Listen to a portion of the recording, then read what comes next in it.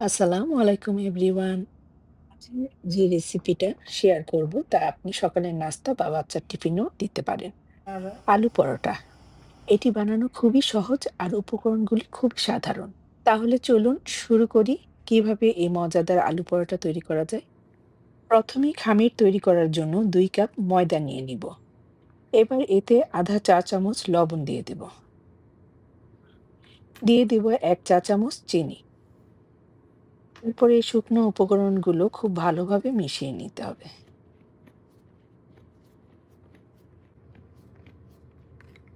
এবার দিয়ে দিব 2 টেবিল চামচ পরিমাণ তেল। আপনারা চাইলে ঘি বা বাটারও ইউজ করতে পারেন। এবার ময়দা ও তেলটা একটু সময় নিয়ে মেশাতে হবে। মেশানো হয়ে গেলে অল্প অল্প করে কুসুম গরম পানি ইউজ করতে হবে। অল্প অল্প করে পানি দেব আর মেখে নিব। খামিরটা অনেক শক্ত বা নরমও হবে না। মিডিয়াম সফট করে মাখতে হবে। যেমন সাধারণ পরোটা মাখাই ঠিক সেই রকম। মাখানো হয়ে গেলে 5 থেকে 6 মিনিট এইরকম জোরে জোরে মেখে নিতে হবে। একসময় দেখা যাবে খুব নরম ডোতে পরিণত হয়েছে। তখন বুঝতে হবে যে ডোটা রেডি। এখন 15 থেকে 20 মিনিট ঢেকে রাখতে হবে। তারপর এটা দিয়ে আমরা আলু পরোটা বানিয়ে নিব। এবার আমরা আলুর পুর তৈরি করব। আমি এখানে মিডিয়াম সাইজের 4টা আলু সেদ্ধ করে নিয়েছি। একটি পটেটো ম্যাশার দিয়ে ম্যাশ করে নেব। খুব সুন্দরভাবে ম্যাশ যেন হয় সেদিকে লক্ষ্য রাখবেন। এবার এই সেদ্ধ আলুর সাথে কিছু মশলা মিশিয়ে নিব। এখানে নিয়েছি পেঁয়াজ বেরেস্তা, কিছু ধনেপাতা কুচি, 2 থেকে 3টা কুচি করা কাঁচামরিচ, 2 কোয়া রসুন কুচি করে বেরেস্তা করে নিয়েছি।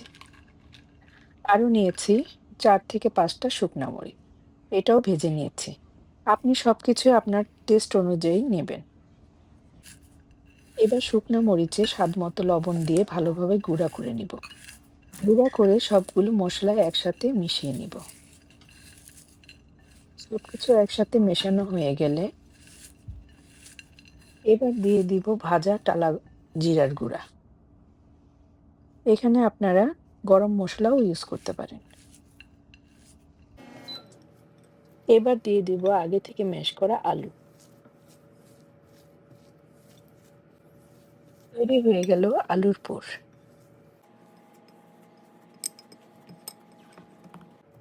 আমি যে পরিমাণ ময়দার খামির তৈরি করেছি তাতে 8 থেকে 10টা পরোটা হবে।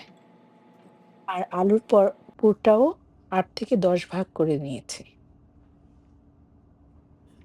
এবার ময়দার খামিরের ভিতর আলুর পুর ঢুকানোর পালা।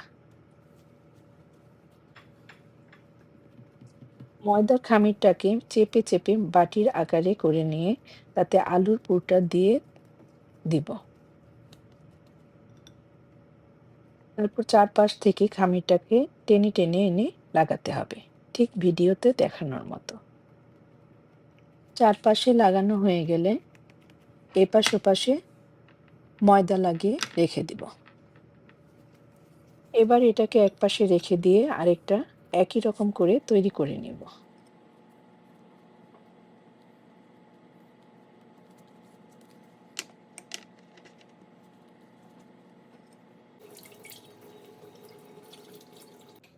প্রথমে কিছুটা ময়দা ছিটিয়ে নিব। এটাকে প্রথমেই না বেলে হাত দিয়ে চেপে চেপে একটু বড় করে নেব। যখনই এটা একটা লুচির সাইজে আসবে তখন আলতোভাবে বেলে নিব।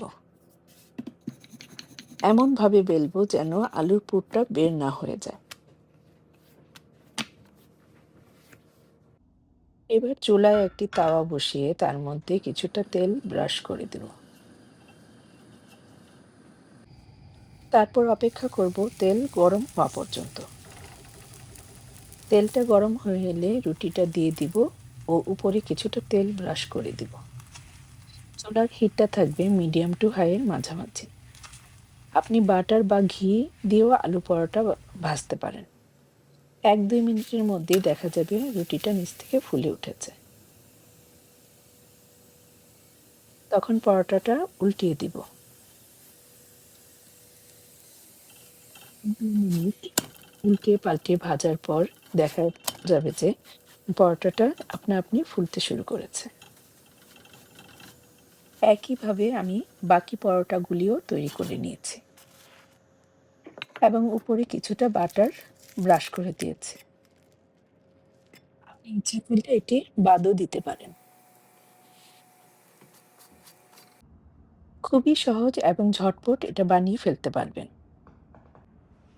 পরোটাটা ছেড়ার পর দেখতেই পাচ্ছেন আলহামদুলিল্লাহ কতটা সফট হয়েছে। আশা করছি আজকের রেসিপিটা ভালো লেগেছে। একবার হলেও তৈরি করুন এবং পরিবারের সাথে শেয়ার করুন। ভালো থাকুন, সুস্থ থাকুন। আমাদের জন্য দোয়া করবেন। আল্লাহ হাফেজ।